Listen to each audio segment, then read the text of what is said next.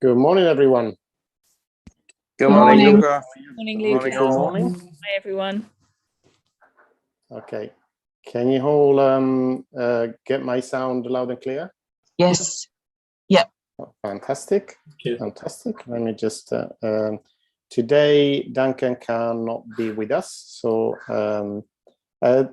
anybody wants to help out here, would like to be a co-host to let people in and out while I chat? Any volunteers?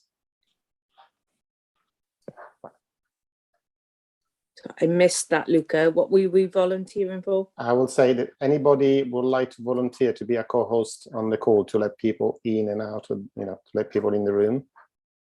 I've never done it before, Luca, but I'm happy to help out. Yeah. Okay, Elizabeth, you got the job then. just basically what you will see. There are people in the waiting rooms that you just have to let them in. That's all. Okay. It's very obvious, is it? It will come on my screen, will it, Luca? Oh, hang on a moment. Yeah, I've got it. Oh, hang on a moment. Have you just admitted someone? I have. Yeah. So I can do it, and you can do it. You'll be able to do it as well. But while when I share my screen, it'll be a bit more difficult for me to.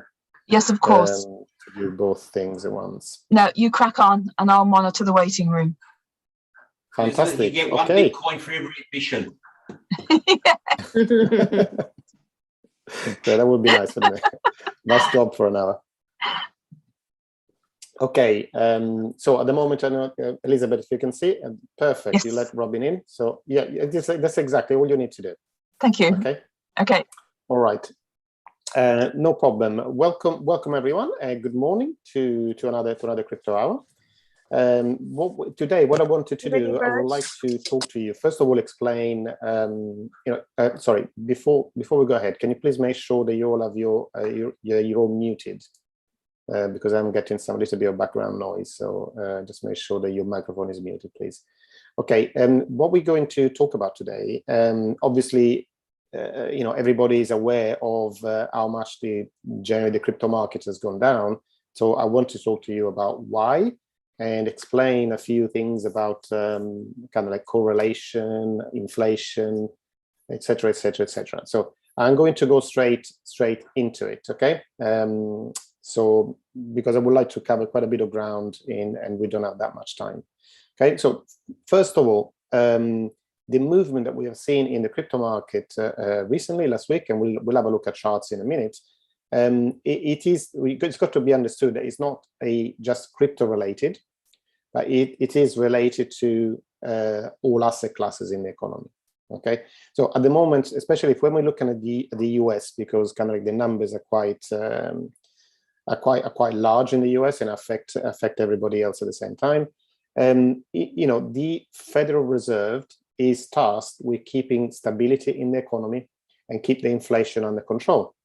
Okay, so those are the two main things that they need to do. Okay, so from one point of view, they need to make sure that the inflation doesn't run away from them, and from the other point of view, they've got to make sure that the economy keeps functioning well. Okay, now what does it mean? What does inflation mean for the general economy? Okay. So when there is high inflation, then the Federal Reserve naturally will try to keep prices down. Will try to keep increasing prices down. Okay, and at the moment, the latest numbers in the US inflation are over 7%, and the highest they have been in the past 40 years. Okay, so it is obviously a big worry for the US. And so from one point of view, there are two stances that the Federal Reserve can take, and you may have heard in the news talking about a hawkish stance or a dovish stance. Okay, when it is hawkish, it means that they are doing everything they can to curb inflation, and when they are dovish, instead, it means that they are doing everything they can to stimulate the economy. Okay, and it's not just either one or the other, but it is obviously a balancing act between the two. Okay, and especially now when we go in a period of high inflation and a weak economy. Okay, because we're still coming out of the pandemic, and things are still not all in place to have a high growth that everybody's expecting. it is a very, very difficult job, almost like walking a tightrope from the point of view of the Federal Reserve, and especially for what happened this week. There was what is called the Federal Open Market Committee that meets about 8 times a year. And then the statement that they release after that meeting normally moves the market, because it tells the market what the stance of the Federal Reserve is towards the economy. So it will, for example, during this statement, it normally announce if they are going to raise interest rates, and then also what kind of behavior they're going to have in the near future.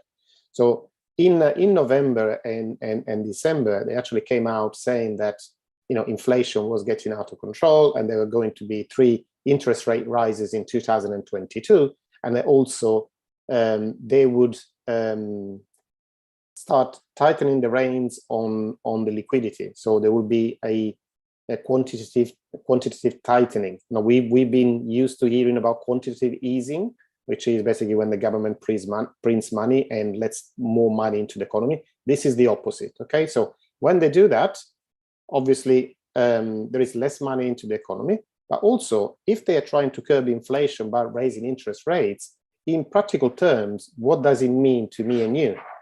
For everybody that owns a home and has a mortgage on it, it means generally that they're going to have to pay more money on the mortgage. And when we talk about, the US economy is generally highly indebted, not just for mortgages, but also for personal loans, credit card loans, and so on. So the higher the interest rates, obviously these interest rates are then passed on to consumers. So they would spend, generally means that people would spend more money on servicing their debts, and are going to have less disposable income. So money to spend then, in the shops to then, then all this money ends up on companies' balance sheets because they're doing well with money and spending money with them and so on. Okay, so a raise in interest rates, although it might control inflation in the short term, it might mean a deterioration in the economy in the long term. Okay, so they have to be very, very careful, because it's not just what's happening with the economy, but this is a midterm election year in the US. Okay, so there will be elections for the Houses of Parliament and for some Senate seats. Okay, so no ruling party wants to preside over a deteriorating economy. Okay, so this is why it is such a balancing act, or trying to keep everybody's happy in the same time. So from one point of view, they want to keep inflation under control. From the other point of view, they want to keep Wall Street happy, and they want for the economy to keep growing. Now, having said that, let me share my screen and show you some what's been happening from in 2022. So let me just close this and go on to. So this is the graph, is a 4-hour chart. Okay, so this is a chart of Bitcoin in 2022. So this is the beginning, this is the 1st of January, and this is where we are today. Okay, so first of all, I would like to show you how this is not just what's happening right now, but there is a correlation between this and what's happening in the stock market. So we look at the S&P 500, and we'll include this in the chart right now. When we're talking about correlation, it means there is positive or negative correlation. When I talk about positive correlation, it means that let's say if prices in one of the things that I'm considering and prices on the other thing that I'm considering are going in generally in the same direction. Okay, so in this case, we see that when the S&P 500 goes down, the Bitcoin prices go down as well. When they go up, the crypto prices go up as well. Let's look at it for here, for example. From here to here, prices in the S&P 500 were going up, and prices in Bitcoin were going up as well. Here we had a decline in the price of the S&P 500. By the way, the S&P 500 is an index of the 500 biggest shares in the American market.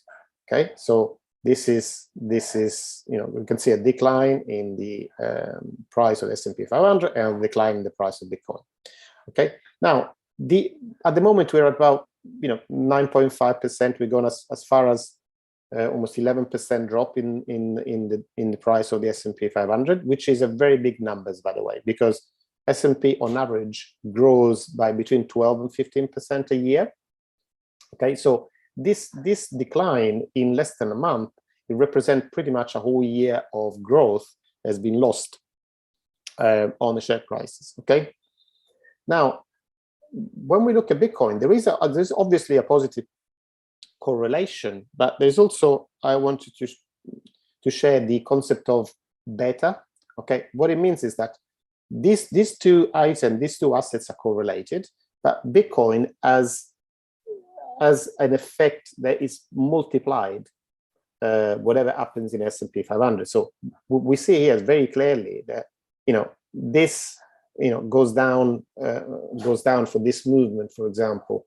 Let's measure it up. Okay, this movement, it's worth 6% in the stock market, and it is worth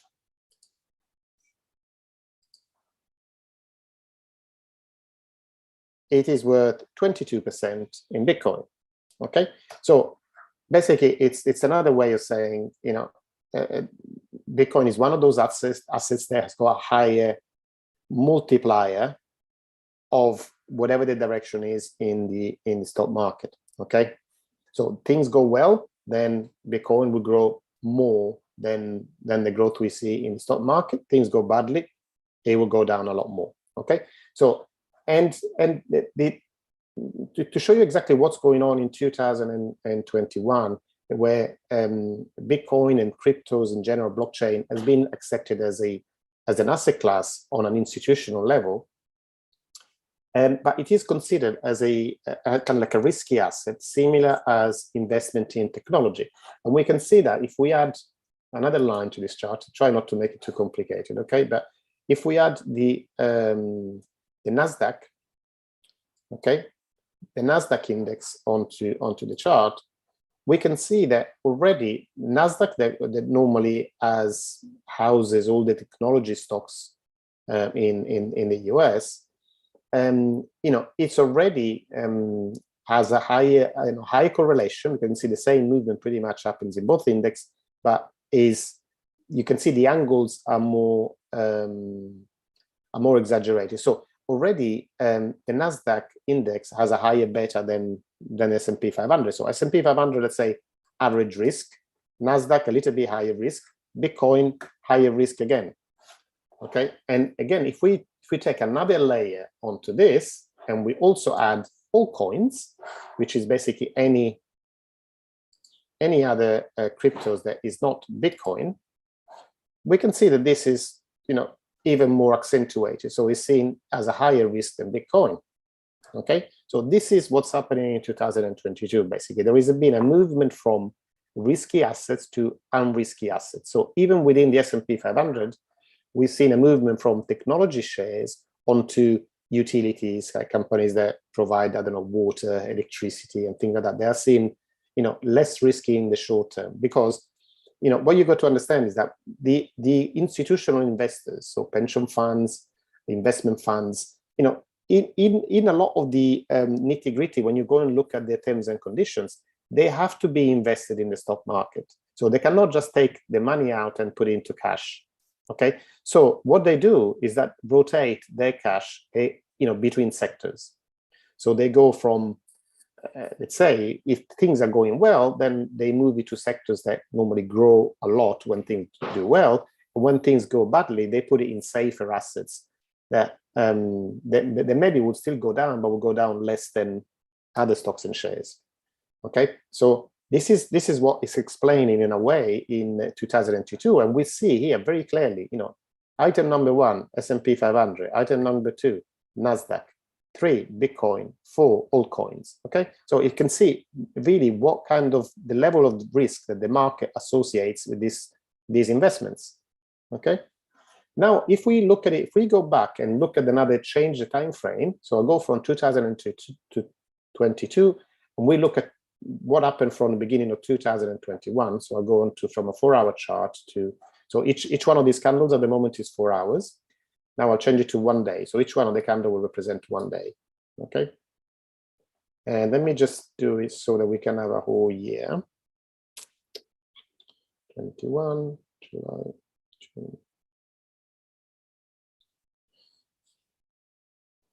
Okay. So here we are looking at pretty much 2021. Okay, now we can see a different pictures here, for example. Now, 2021 was a situation where was considered generally from an investment point of view, risk on. So everybody was happy. We were coming out of the pandemic. Things were starting to become, to go back to normal, or so we thought at the time. And the economy has started pumping again. Okay, so we can see at the bottom, this is where the NASDAQ and the S&P 500 are, kind of very, they're still growing, but obviously we're talking about 11% for the NASDAQ, 17% for the Standard & Poor's.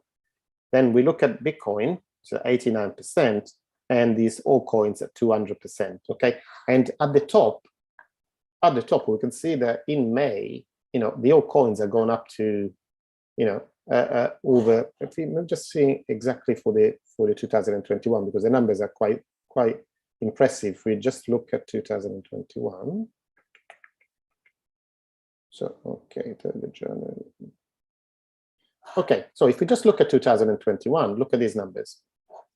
Okay, it's where am I? I can't quite get it. Okay, that's fine. So we are looking at over 500% growth at the top in all coins, and Bitcoin reached its top, as we know, in November, and it was kind of a 200% growth for in the year 2021. Okay, so we can see really that this was like all coin season, where it was a risk on and people were happy to invest in risky assets and new coins, and et cetera, et cetera. Then if we take another step back and we look at the multi-year, we can only go back to 2019 because this is what in TradingView the altcoin index is tracked back to. But if we look at a multi-year basis and we look, okay, well, take it to frame from when the all right, sorry, no, back too far now. So we're looking pretty much from July 2019. Okay, a few more. Okay, so this is again, maybe we can see more clearly. Okay, and we can see the kind of the S&P 500 and the NASDAQ here, from July 2019 to today. The S&P 500 is at a 45% growth, NASDAQ 78%, Bitcoin 246, and the altcoins 306. Okay, and we can see, you can see the peaks here. The peaks actually from 2019 is over 750% for altcoins and about 500% for Bitcoin. Okay, so this makes you understand how these different asset classes are correlated and how the market assigns, because risk and reward go hand in hand. So obviously the assets that are seen as riskier offer the highest potential rewards, but also offer the least guarantee that your capital is safe. Okay, so if you invest in altcoins, for example, there is a good chance, that you can earn very well, but there's also a pretty good chance as well that you could lose everything. Okay, so it's something to understand. Now, where does that leave us for the future? What should we do? How should we look at these things? What coin should I buy, and so on? Well, these kind of questions that I get asked all the time. Okay, and probably will come today as well. Okay, first of all, nothing that what we've been talking about for the past year has changed from the point of view of blockchain. Okay, in the sense that the adoption is carry on at the same fast rate, and there are news every week. Like, for example, this week we can have a look at Apple signals metaverse and augmented reality ambitions. Okay, so they said that they are going to enter that space, but not only that, but also Apple will actually turn iPhones into payment terminals. So if you think about it, you can go to you will be able to maybe when you buy a sandwich from one of the trucks that sell hot food or something like that, instead of using kind of like the Square app or a PayPal terminal or something like that, they'll be able to charge it directly from their phone. So you'll be able to tap your card on their phone to actually make a payment. Making payment terminals in a way redundant. Okay, and this shows you what how big companies are getting in onto these trends. And I will explain a little bit more when we can look at and I'll be looking at the ARK Invest report of big ideas for 2022, and to show you what we are considering, what we're looking at. Now, let me see if I can make this bigger so you can see it clearly. Okay, now if we look at this, the kind of like the technologies that the difference between where we are in 2020, where we are here, to where we are going towards, which is towards 2030, we can see that there are several areas that maybe are quite niche at the moment that would take a much bigger space. So, although obviously we all know about blockchain, but a big area is digital wallets as well, because this is how we were going to make payments. And then other things like the Internet of Things, mobile connected devices, artificial intelligence, and cloud computing. Okay, all these areas, and these are other kind of innovative, disruptive areas like battery technology, autonomous mobility. I'm talking about cars that can drive themselves, robotics, etc., etc. But all these in purple and yellow are areas that either blockchain can affect directly, or that blockchain will help all these areas develop by providing an infrastructure that they can use then to deploy their services.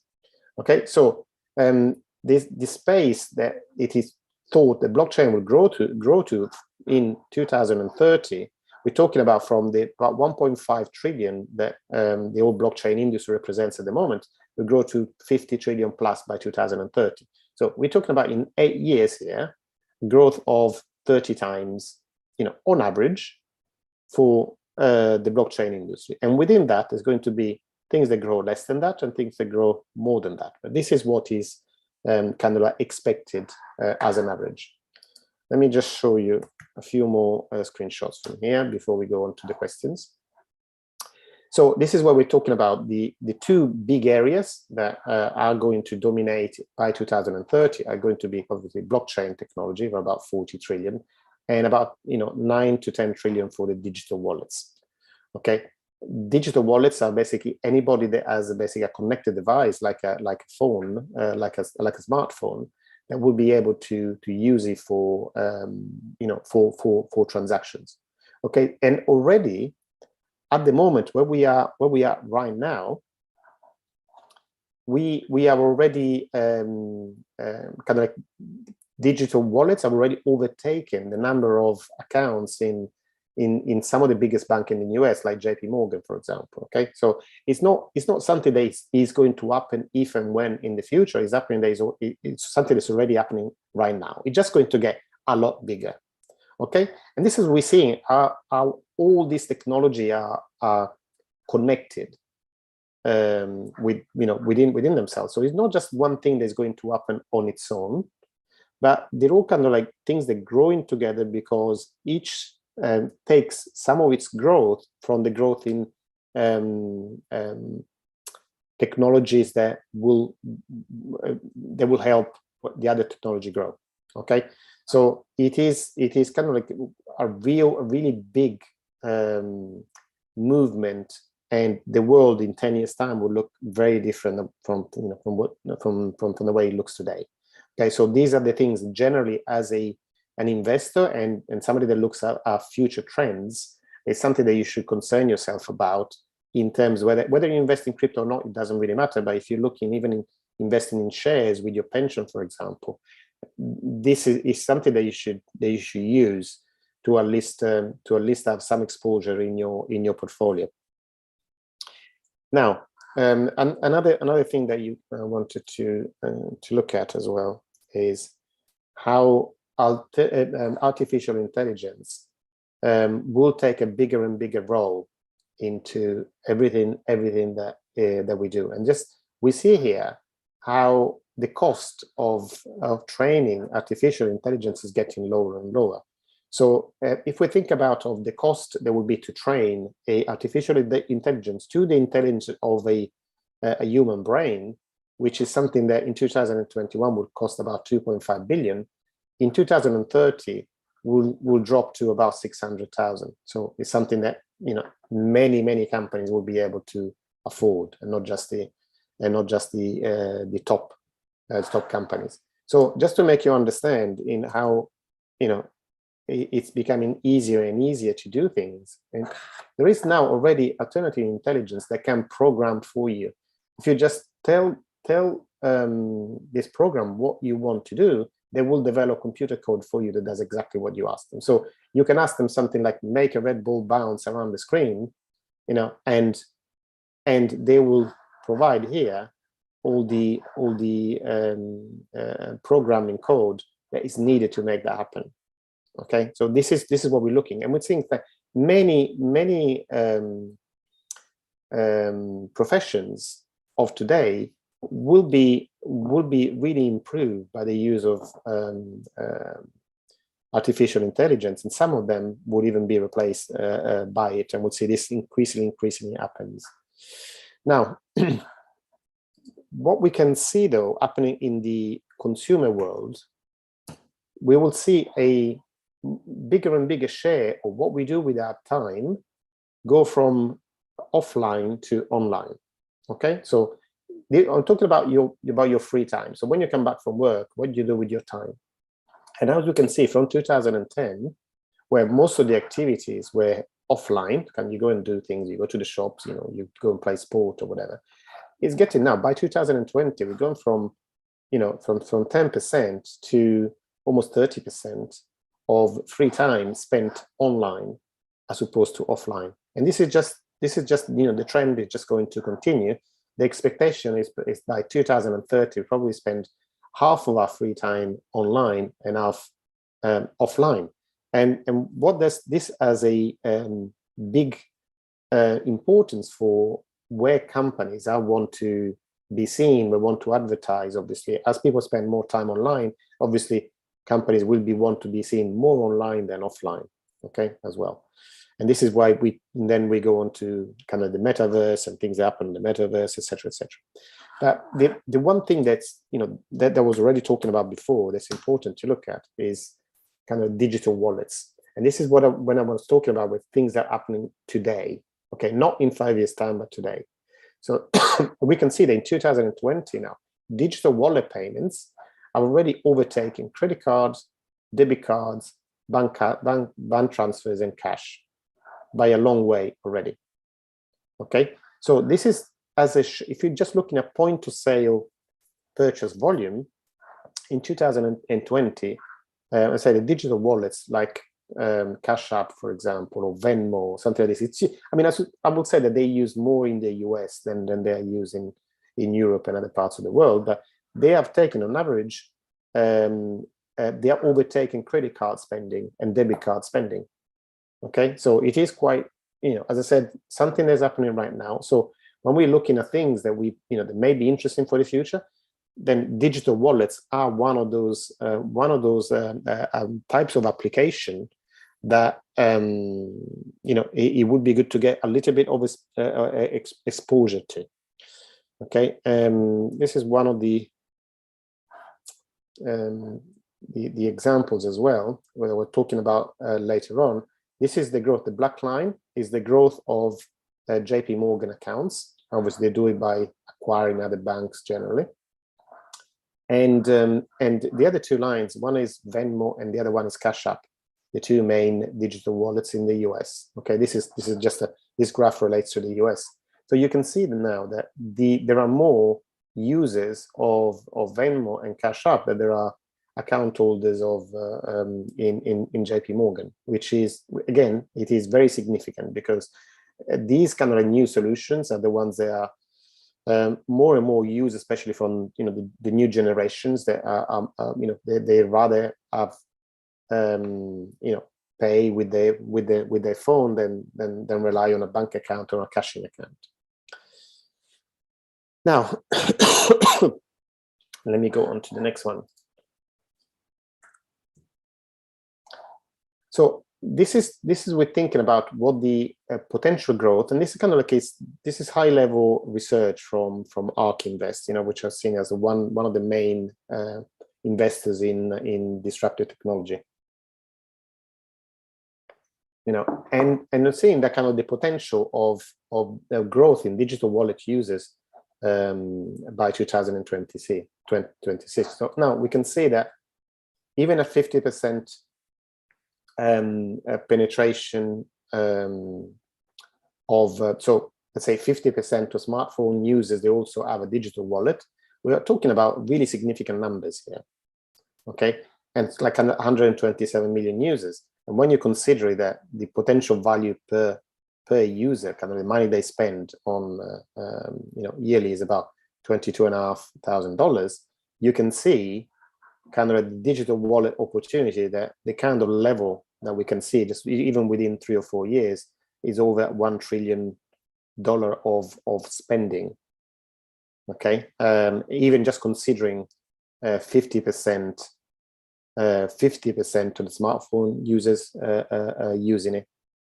Okay, so they're really big numbers that we're talking about, and this is why there is so much interest now from institutions and corporation getting into blockchain and digital payment solutions, because of this trend is it's a fact. It's not something that you're just thinking about that could happen, but it is happening right now, as I just shown you. Now, the other big trends that we've been obviously we'll be talking about, because we are talking about a crypto hour here, so looking at blockchain. So this is what the public blockchains do, and the innovation they provide. You can see kind of the traditional institutions and like Visa, JP Morgan, on the Federal Reserve, that operate kind of like in different parts, and they are kind of like centralized, manual, centralized, less consistent, and a bit kind of you can really see how they work exactly. Is not transparent, and and the public blockchains instead kind of like automated, distributed, consistent, and transparent. So something like Bitcoin operates in all these markets: transaction settlement, custody and asset management, and monetary policy, all into one place, and also it is transparent. It is transparent to see. So this is the difference between the infrastructure that we have right now and what we could see in the blockchain, public blockchain infrastructure. So instead of centralized, it's decentralized. Instead of being closed source, kind of protected by patent and so on, it's open source. So anybody can see, anybody can audit it. So don't trust. What we always say: don't trust, verify in blockchain. Instead of being run by corporate, is being run by the users.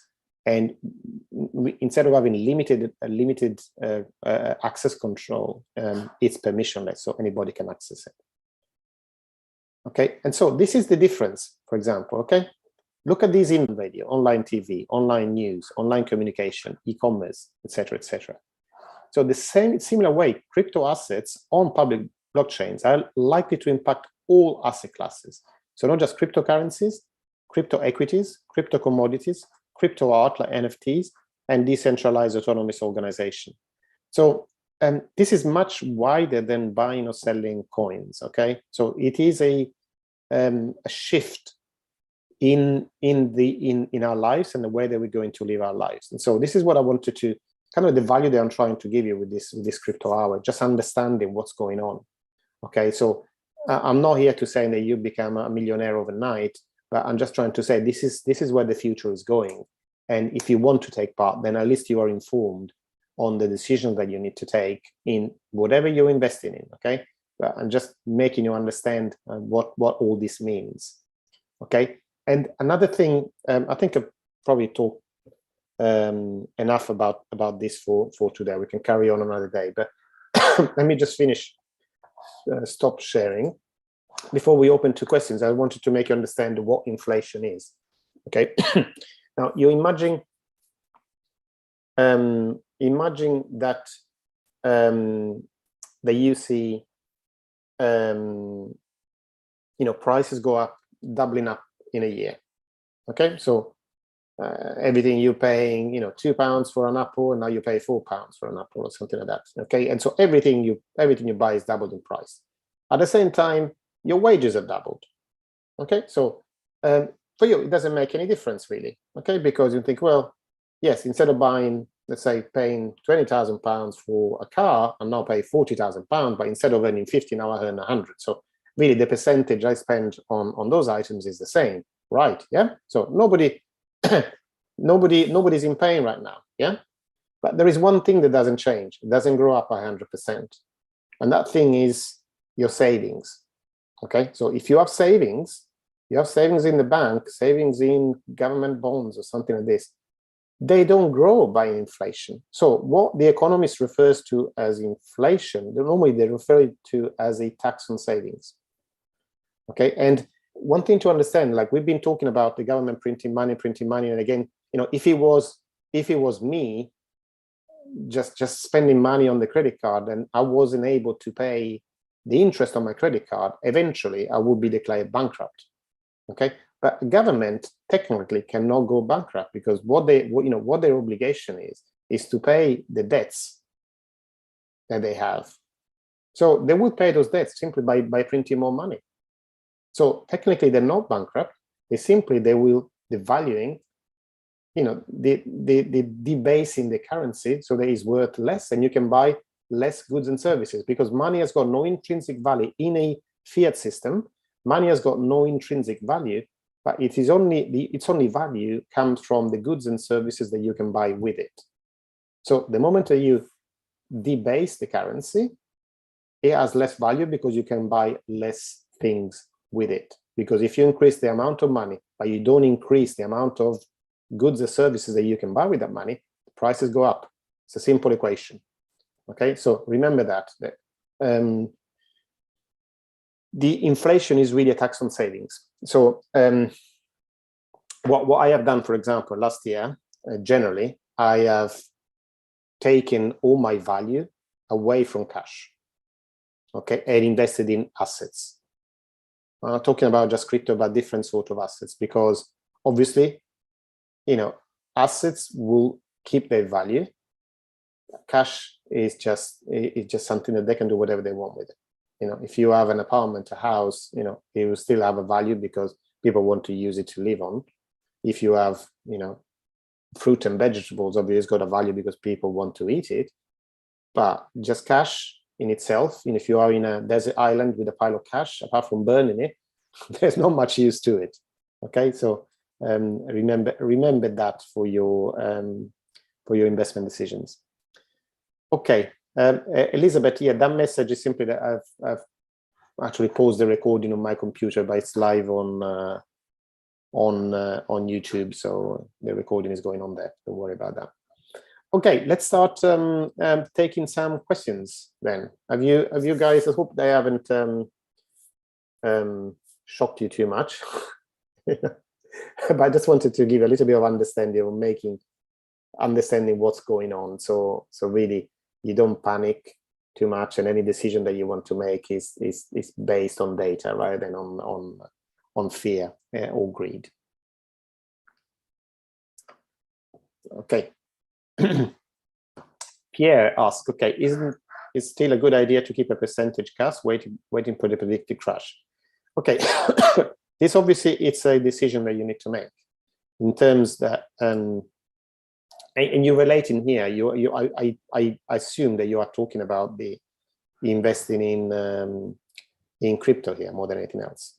Okay, so it depends on your analysis, and if you think that things are going to go down, Bitcoin, for example, maybe go down to $10,000, then obviously it would be better to keep your money in cash right now. But generally speaking, I'm talking about from an asset point of view, not just crypto.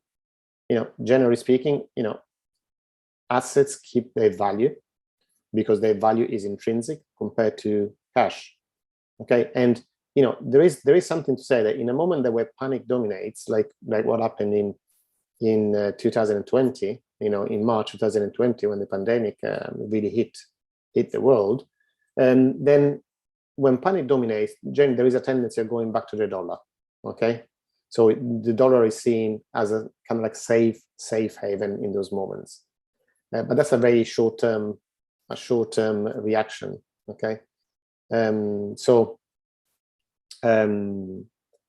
if your analysis is that things are going to crash in the short term, yes, it might be a good idea. In the long term, the one thing that I can guarantee is that in the past 2 years, your cash, if you had it in your bank, has lost about 40% of its value.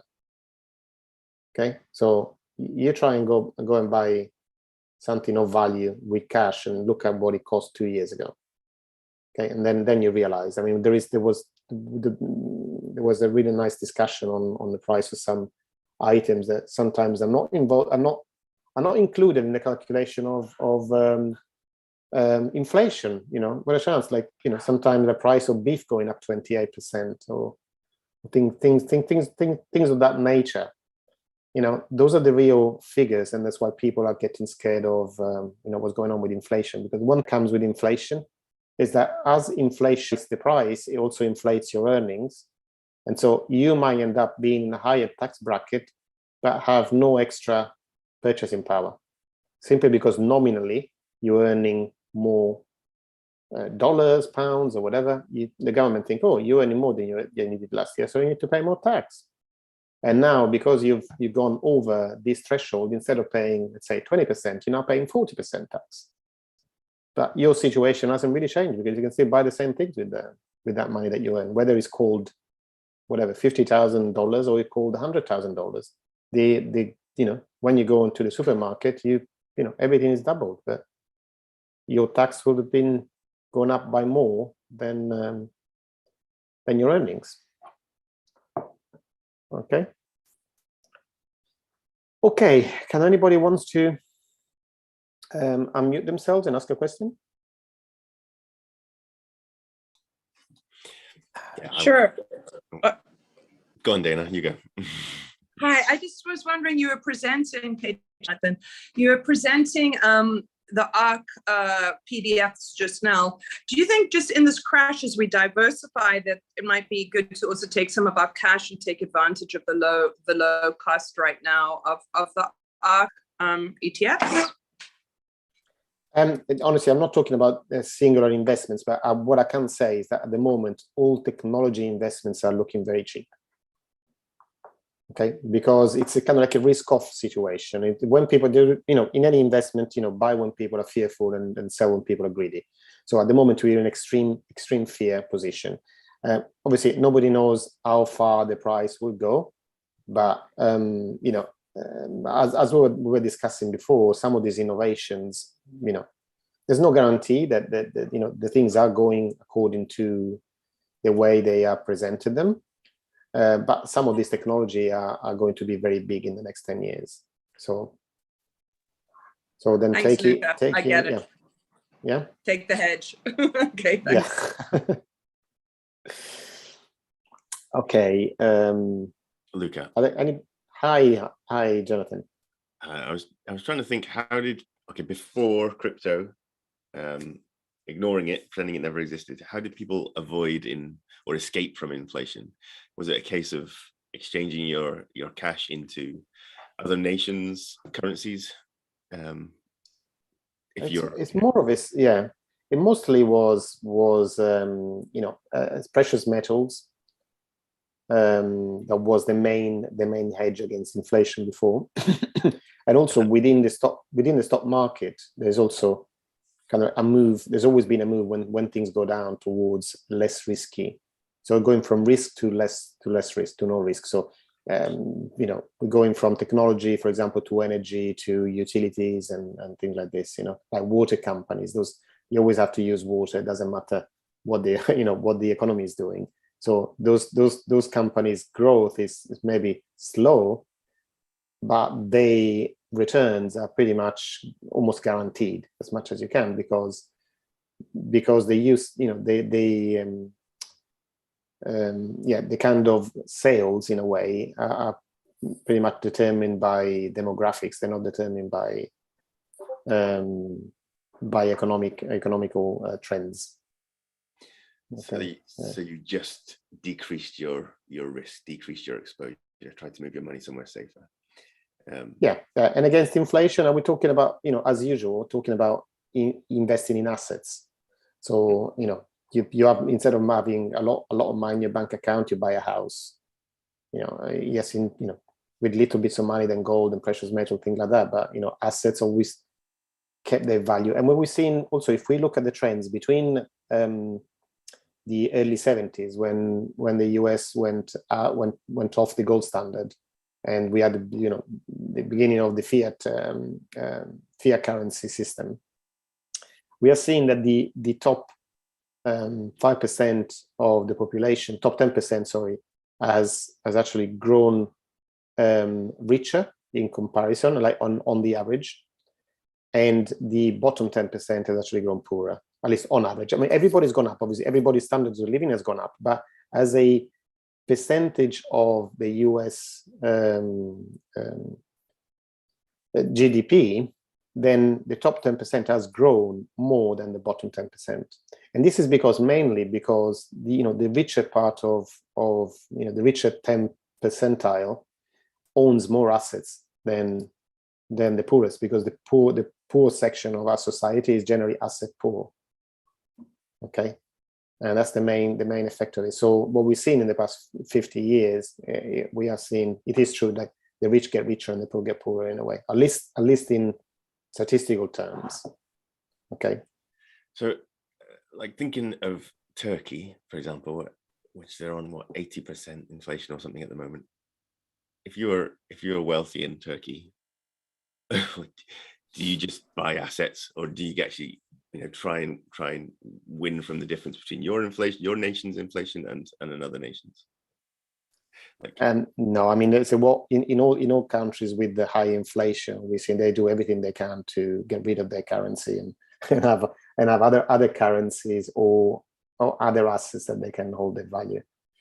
And this is the same whether we are in Turkey or Venezuela, or in many other countries in South America, Zimbabwe, countries like this. I mean, people don't want to hold the currency because it's developing, so they get anything else but. Okay, so some of the bigger users of crypto, by the way, are these countries. So Venezuela, Argentina, countries that some of the in percentage, some of the bigger users of crypto because of those reasons. One more. So in a future world, if everyone's moved to crypto, does that actually eliminate inflation if there's no nation that can manipulate the price of, or the rate of growth? It's not that. I mean, it depends on what you consider inflation to be. I mean, because obviously there is always going to be a difference in habits. So if people like, I don't know, today to use the car rather than the horse, then obviously in percentage term, the prices are going to move accordingly. But when if you use as a method of payments something that has got a fixed supply, then they cannot be. Inflation means having more of something to pay for a limited supply of goods. Okay, so it's kind of like, in a way, if everything was priced in Bitcoin, we probably will see a deflationary aspect, because the number of Bitcoin is fixed, but the economy grows. So obviously, everything that you produce will cost less and less Bitcoin because one is fixed and the other one is growing. It's the opposite of what's happening right now. Now we have, in a way, a fixed, let's say, I mean, I know it's not fixed, but let's say a fixed amount of goods and services and a growing amount of currency. So, it's kind of demand and supply. As there is more than one than the other, then the thing must rebalance itself. And that's the difference when, hopefully everything will be priced, maybe not in Bitcoin, maybe in ADA. Hey, Jonathan.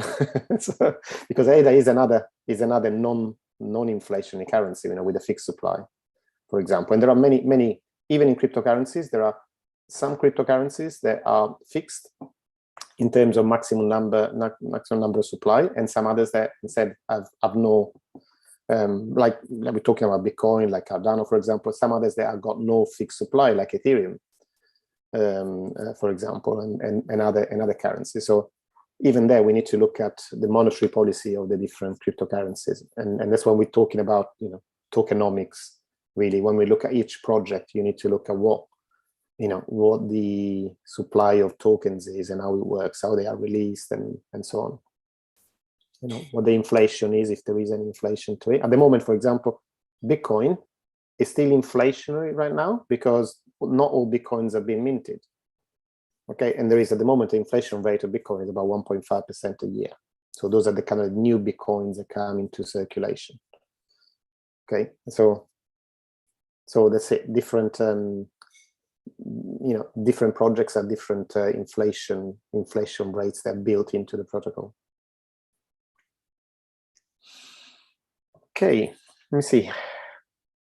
It's easier if you guys can actually talk for the questions, because otherwise, if I need to read on the side, it takes me more time. But otherwise, if nobody's willing to talk, I'll read the questions. Yep, I'll if you haven't got anybody else. So what I was wondering, because it just seems like there's an opportunity at the moment, while everybody's fearful to be buying Bitcoin and altcoins, and it seems that the altcoins, although more risky, there's more movement in them. So I'm just wondering, are there any predictions for which coins are good to buy at the moment? I mean, I know it's not financial advice and all of that. I know it's all risky. Don't invest what you can't afford to lose. But I like taking a bit of a punt. And I've got quite a bit in Cardano at the moment. And I'd love to buy more, but I'm running out of money. I know. There's only so much money to go around, I think, to invest.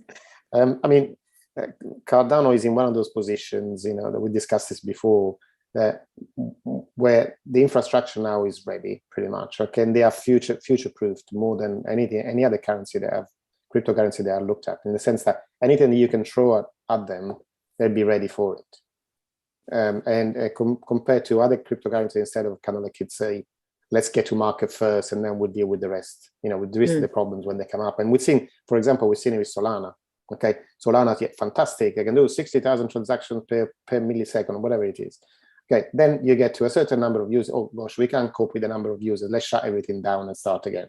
And those are the kind of things. So and there's two different approaches. It's like you either take the scientific approach, like Cardano, like Algorand, Ergo, and other cryptocurrency have taken, or you can take a let's throw stuff at the wall and see if it works kind of approach, which generally works in Silicon Valley type of projects, because they innovative, they try new stuff, and it kind of like let's try until it breaks, and when it breaks, we'll repair it and do something else. But with cryptocurrency, some of these breaking and putting back together is very difficult, because once you have a huge ecosystem like Ethereum, then changing from something from proof of work to proof of stake that was announced in 2018 is still nowhere close to being implemented now. 4 years down the line, and then because of the huge difficulty of having to move not just the protocol but all the applications there on top of it as well. So it's a massive thing to do. And this is one thing, the difference that a lot of these other blockchains, the ones that are very popular at the moment, will have to do this work later, where Cardano's already done it. And we've seen now there are about 200 projects ready to then come to market to be visible as an application. And not only that, but they also have solutions for NFTs. They're not available elsewhere.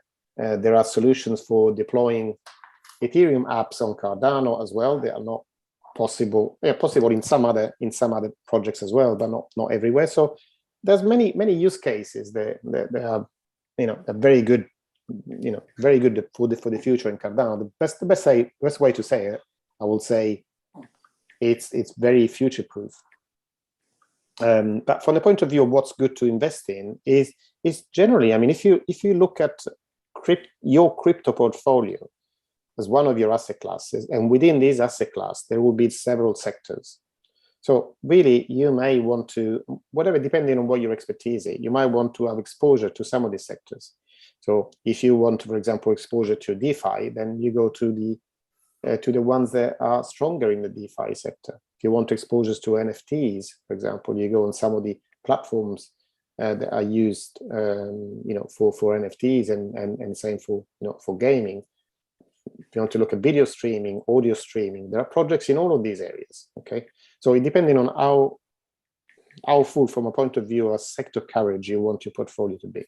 Okay, so how do I find out which cryptos are in which sector? The easiest thing to do is to, let me share my screen, and I've shown, maybe you haven't seen it before, but I've shown people before. The easiest thing to do is using CoinGecko. Ah, yes. Okay? And if you go on coins, and you can go on categories, mm-hmm. and so you can see this is all the classifications here. So, right. Some of them are general, kind of across blockchains, like small contract platforms. Some of them may be just concentrating on one ecosystem, like Binance, Polygon, Avalanche, and so on. Yeah. Look at different kind of projects: centralized exchanges, decentralized finance. So you can see there's over, how many now? 70 different categories. Okay. Music, DAOs. And what did you click on to get to that again? Sorry, it was CoinGecko.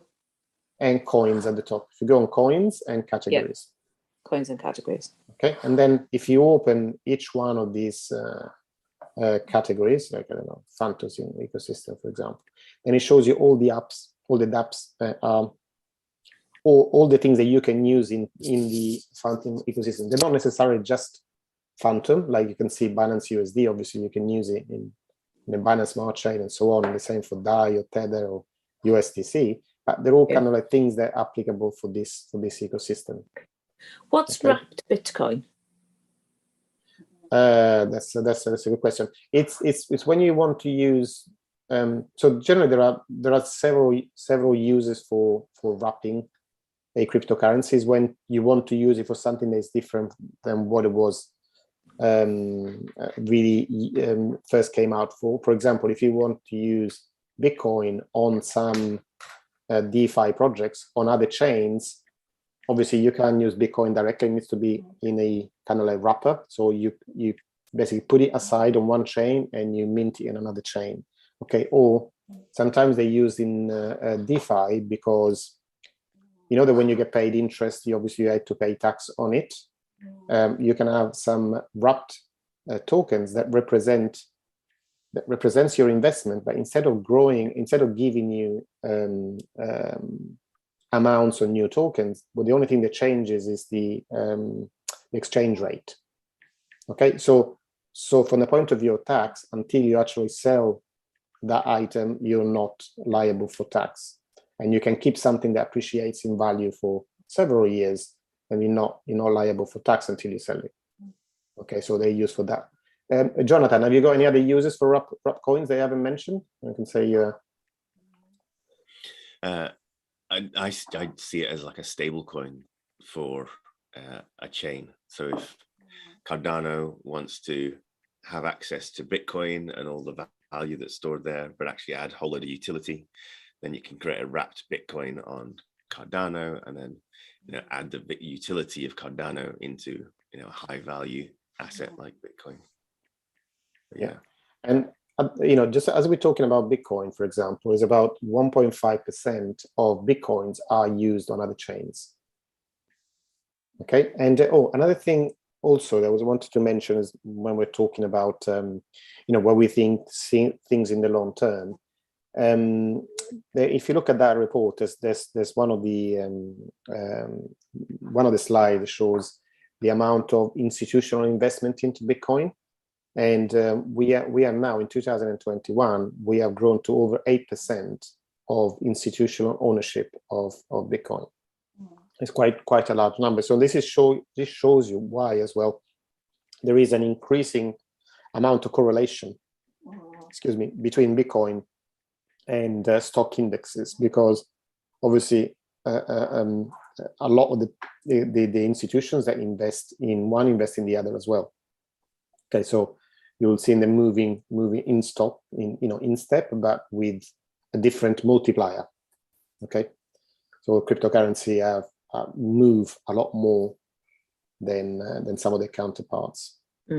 Okay, brilliant. Thank you. You're welcome.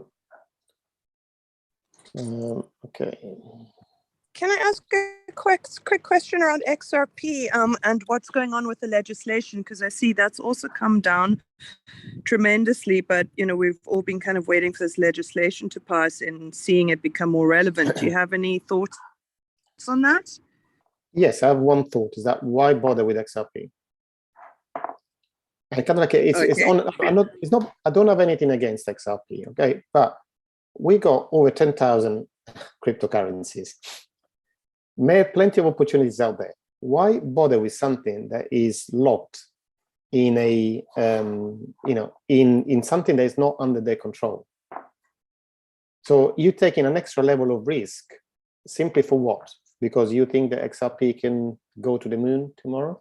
I mean, I don't see personally. Yes, obviously, if the case goes into is decided in their favor, there might be a boost in price. But so there are in hundreds of other projects. So why take the extra risk of getting involved with XRP? I don't understand the rationale behind it. Wise comment. There's an organization here in South Africa that only trades and works with XRP as part of Capitec. So that's why I was wondering, but maybe they're just not kind of putting the rational thoughts behind it that you are. But thank you. Yeah, I would say, if you got any investment with them, just now that you educating yourself, use your own judgment and maybe take the money away from there, put it somewhere else.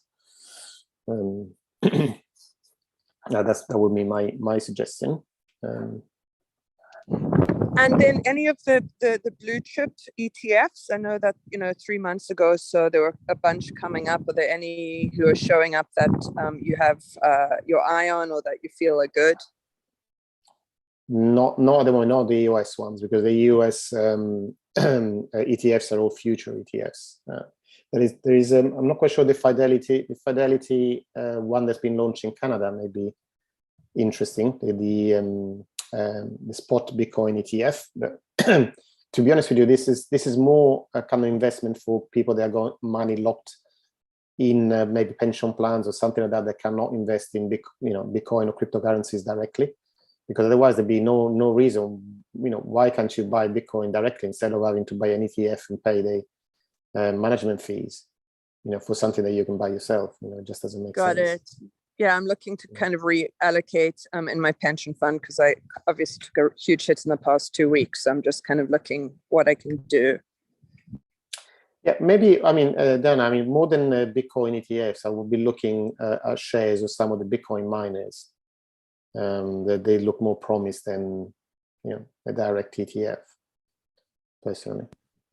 And those are shares, they're quoted. Yeah, they're quoted on the stock market, so you can buy them with your pension account. Thanks. So useful generally. So I would like to have because I think there's been a lot of panic, obviously panic around, and I just wanted to give you kind of more of a high level look of where we all fit in, where blockchain and cryptocurrency generally fit in. This is the situation at the moment. Okay. You can see this ball has got plenty of dots in it. It's very painful. So I'm not saying that it's not, okay, but if you look a little bit beyond this, then in the middle is very smooth. So if you can move from beyond the initial pain, the rest of it is more pleasant. Okay. All right. So I will have to close the room here. Now, for those of you that are part of my group, then we're going to go a little bit more in depth on Monday night on this. But for the rest of you, then I look forward to seeing you next Friday for another crypto hour. So enjoy, keep safe, and keep educating yourself. Okay. Goodbye, everyone.